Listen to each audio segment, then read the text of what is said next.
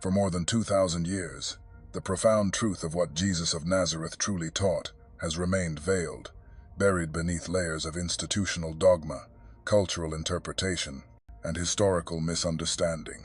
Critical dimensions of his message, teachings of immense power and depth, have been systematically obscured, left to languish like forgotten relics in manuscripts that escaped the fires of orthodoxy. Now, as humanity awakens to a new era of spiritual inquiry, this ancient wisdom, preserved in secret traditions and esoteric lineages, may finally be ready to emerge and unveil the revolutionary spiritual science that the world has ignored for far too long. We must ask, from the hallowed halls of sacred temples to the enlightened masters of the East, what did Jesus learn during his undocumented years? And how did these profound teachings forge the revolutionary Christ that we continue to revere today? In the grand journey of spiritual awakening, few figures command as much gravity and significance as Jesus. Beyond the confines of traditional religious portrayals, he was a spiritual master of the highest order, a guide whose public teachings concealed a deep, esoteric wisdom meticulously designed to pilot humanity toward a radical inner transformation and the direct experience of divine enlightenment. These hidden teachings, though subtly encoded within the canonical Gospels that have come down to us, have been persistently misunderstood, profoundly misinterpreted, or tragically lost through the annals of time. His core message was never solely about establishing a new system of morality or a religion based on faith alone. It was a practical, transformative path centered on self-realization, the discovery of our own inner divinity, and the conscious journey toward attaining Christ consciousness. The secret teachings of Jesus are fundamentally rooted in the experiential understanding of divine union, the alchemy of spiritual metamorphosis, and the dawn of an inner awakening. These instructions were always intended to transcend rigid dogma and empty religious ritual, focusing instead on the paramount goal of individual spiritual realization. Jesus consistently emphasized that the divine realm, the kingdom of heaven, is not a distant paradise, but a dimension that exists within the deepest strata of human consciousness, patiently waiting to be discovered and realized. His ultimate mission was to awaken this dormant inner divinity in all who were ready to hear his call. These secret teachings involve several core, interconnected elements. The first is the concept of Christ consciousness. This term refers to the enlightened state of awakening to one's own true divine nature, a state that transcends the limitations of the individual personality. Jesus was the perfect embodiment of this Christ consciousness, and he encouraged all others to strive for the very same realization. It is the profound recognition that the individual soul is fundamentally one with God, a state of being that transcends the prisons of the ego and the illusions of material existence.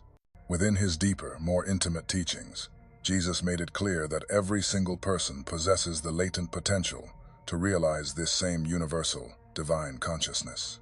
This leads directly to the next core principle, divine union, or the experience of oneness with God. One of Jesus' most central and radical teachings is the concept that the perceived separation between humanity and the divine source is a grand illusion. Jesus presented his own life as a living example of this perfected union, stating unequivocally that all people hold the potential to achieve this same state of non-duality.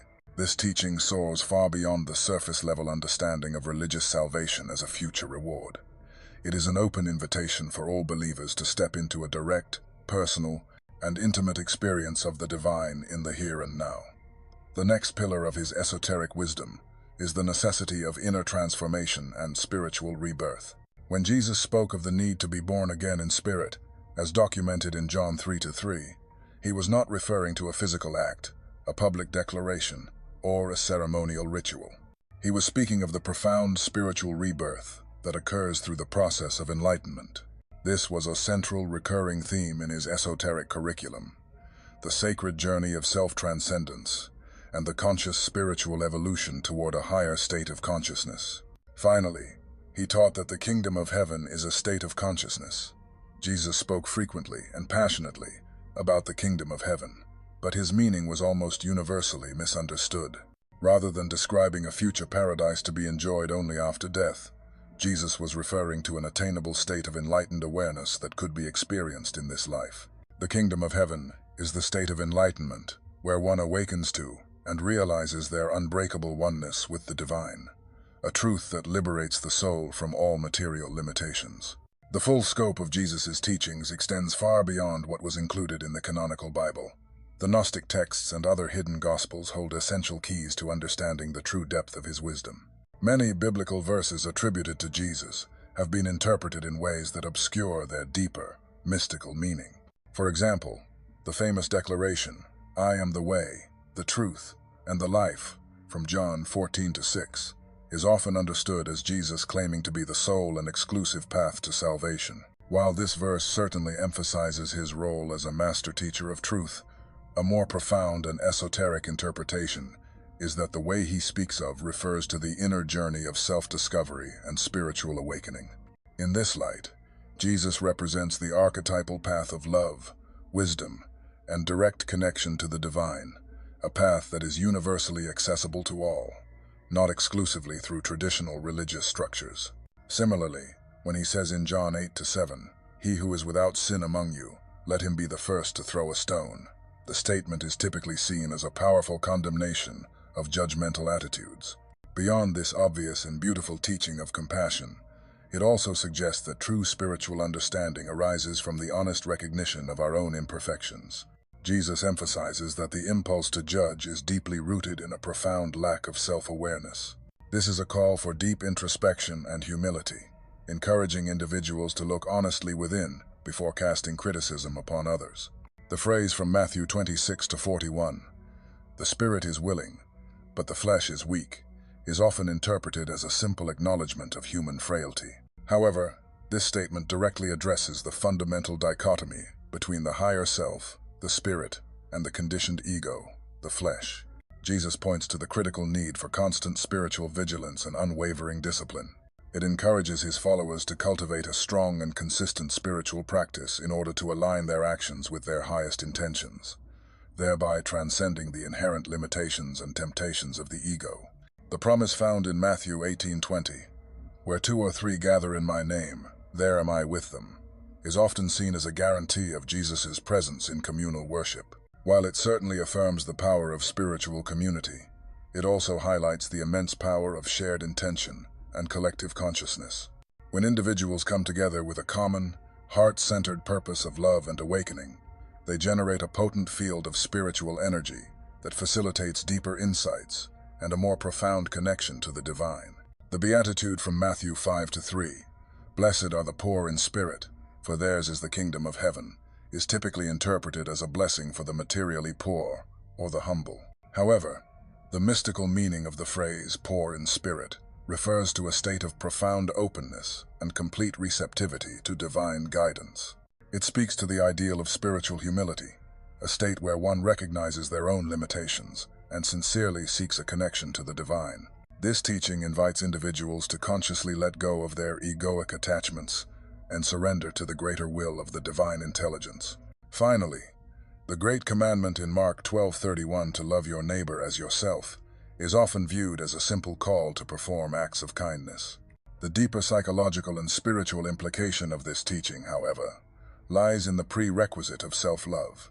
To truly and unconditionally love others, one must first cultivate a deep and abiding love and acceptance for oneself. This teaching emphasizes the fundamental interconnectedness of all humanity, revealing that the degree to which one can genuinely love others is directly proportional to the love one has for their own being.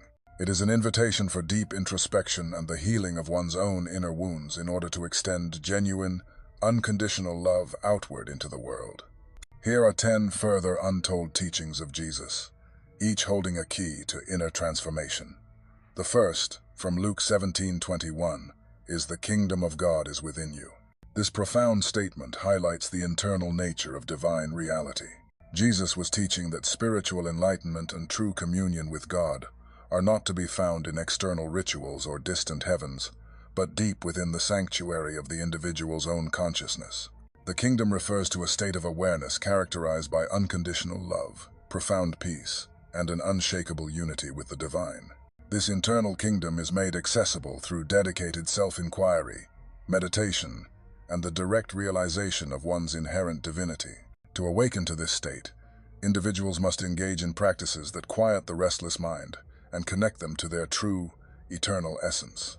Secondly, in Matthew 5:14, Jesus empowers his followers by stating, "You are the light of the world."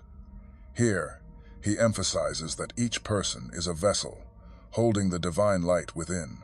This teaching invites individuals to recognize their immense potential to illuminate the world with their unique gifts, wisdom, and insights. This inner light symbolizes divine wisdom, boundless compassion, and unshakable truth. Jesus urges believers to manifest this light through their daily actions, thereby serving as living beacons of hope and guidance in a world often darkened by fear and ignorance. This call to action encourages a sense of personal responsibility and the understanding that one's own life can have a significant and positive impact on the collective. In Matthew 6:25, Jesus addresses the pervasive human experience of anxiety, teaching, "Do not be anxious about your life." He advocates for a state of profound trust and complete surrender to the divine will. Anxiety arises from the ego's relentless need for control and its deep attachment to specific outcomes. By encouraging a focus on spiritual, rather than purely material concerns, Jesus teaches that true security and lasting fulfillment come from cultivating a deep and abiding relationship with the divine. He emphasizes that life is about far more than mere physical sustenance. It is a grand invitation to cultivate spiritual richness through unwavering faith and trust in God's perfect provision. Another powerful teaching is from Matthew 5-8. "Blessed are the pure in heart, for they will see God." Here, purity of heart signifies a state of being that transcends mere moral goodness. It refers to a deep inner clarity of intention, unclouded by egoic desires, selfish attachments, or hidden agendas. Jesus is teaching that those who approach life with sincerity, compassion, and a genuine quest for truth will be granted the grace of a direct communion with the divine. This verse points to the transformative power of inner purification, a process where one learns to meticulously align their thoughts, feelings, and actions with higher spiritual principles, ultimately leading to profound spiritual insights and direct revelations of reality. The radical declaration of human potential is found in John 14:12. "Greater things than these shall you do." With this statement, Jesus implies that the capacity for miracles, healing, and divine works is not exclusive to him, but is inherent in every individual. By acknowledging that his followers will perform even greater works, he invites them to fully embrace their own divine nature and to recognize their innate ability to effect positive and miraculous change in the world. This teaching underscores the supreme importance of faith, focused intention, and conscious alignment with divine principles, suggesting that consistent acts of unconditional love and selfless service can catalyze significant and miraculous transformations in the world. In Matthew 18:22, Jesus teaches about the infinite nature of forgiveness. When asked how many times one should forgive, he replies, not 7 times, but 77 times. By suggesting an almost unimaginable number, Jesus illustrates that forgiveness is not a finite act, but a continuous, moment-to-moment practice. This principle is absolutely crucial for spiritual growth, as holding on to grudges and resentments obstructs the natural flow of divine love and energy. Forgiveness fosters healing, not only for the one being forgiven, but, more importantly, for the forgiver, who liberates themselves from the heavy, toxic burdens of the past. This teaching invites individuals to consistently cultivate compassion and understanding, leading to both personal and communal healing. Though the verse, "Be still, and know that I am God," is from Psalm 46:10, it perfectly encapsulates a key teaching of Jesus, the importance of inner stillness for the awareness of the divine presence. The act of being still refers to the deliberate quieting of the mind's incessant chatter and the conscious release of the external distractions that prevent deep spiritual connection. Jesus teaches that true knowledge of God arises not from intellectual study or belief, but from direct, experiential awareness. In the sacred sanctuary of silence, individuals can encounter the divine within, fostering a direct and intimate relationship with God that transcends all words and concepts. The countercultural teaching from Matthew 5:5, "The meek shall inherit the earth," emphasizes humility and gentleness as pathways to true, authentic power. In a world that is so often driven by aggression, competition, and dominance, Jesus completely turns conventional wisdom on its head. The meek refers to those who approach life with a spirit of profound humility, recognizing that true strength lies not in force, but in kindness, patience, and compassion. This teaching invites individuals to embody these divine qualities, thereby helping to foster a world where peace and mutual understanding prevail over conflict and competition. Jesus uses the metaphor from Psalm 118-22. The stone that the builders rejected has become the cornerstone, to signify the transformative power of embracing what society often overlooks, dismisses, or judges. The rejected stone symbolizes the marginalized, the outcast, and the misunderstood aspects of life and of ourselves. This teaching encourages individuals to recognize the immense potential for greatness in places and people that may seem insignificant or unworthy at first glance. It reflects the deep spiritual principle that true value is often found in the most unexpected of places, urging followers to open their hearts and minds to the divine potential that exists within all beings, without exception. Finally, the statement from Matthew 9:37, "The harvest is plentiful, but the laborers are few," emphasizes the urgent and ever-present need for compassionate action in the world. Jesus acknowledges the vast abundance of spiritual opportunities available to serve, heal, and uplift humanity, but he points to a distinct lack of individuals who are willing to wholeheartedly engage in this sacred work. This teaching calls for our active participation in the divine mission of love, service, and healing, urging followers to courageously step into their roles as conscious agents of positive change. It is a powerful reminder that spiritual awakening is not solely a personal, solitary journey, but one that necessitates a collective effort and a deep commitment to the greater good of all. If you wish to dive deeper into these transformative truths, hit that subscribe button and activate your notifications. The exploration of forbidden, hidden, and lost texts associated with Jesus provides incredibly rich insights into his esoteric teachings and the diverse context of early Christianity. Many of these profound texts were deliberately excluded from the final canon of the Bible, often due to their divergent theological viewpoints or their emphasis on direct, personal experience over institutional authority. The Gospel of Thomas, for instance, is a collection of 114 cryptic sayings attributed to Jesus and stands as one of the most significant Gnostic texts ever discovered. Unlike the narrative structure of the canonical Gospels, the Gospel of Thomas presents a series of potent teachings that emphasize direct knowledge, or gnosis, of the divine. It contains many sayings that echo those in the canonical Gospels, but often with a far more mystical and psychological interpretation. For example, the saying, "The kingdom of God is inside you, and it is outside you," invites a deep, contemplative introspection about the true nature of divinity as both immanent and transcendent. The Gospel of Thomas consistently emphasizes the importance of individual spiritual experience and direct awakening, suggesting that the very essence of Jesus' message is about a journey of internal discovery rather than external adherence to a set of doctrines. Similarly, the Gospel of Mary, attributed to Mary Magdalene, reveals her critical role as a prominent, and perhaps the foremost, disciple and leader within the early Christian movement. The surviving fragments of the Gospel of Mary discuss the nature of spiritual knowledge and the soul's sacred ascent through various spiritual planes. The text addresses the struggles and confusion of the male disciples following Jesus' departure, and powerfully emphasizes the supreme importance of inner vision and direct, intuitive understanding. It highlights Mary's profound insights into the nature of reality and the significance of overcoming the shackles of ignorance and attachment. This gospel fundamentally challenges the traditional, patriarchal gender roles seen in early Christianity, showing that women played absolutely vital roles as spiritual leaders and primary transmitters of Jesus' most sacred and secret teachings.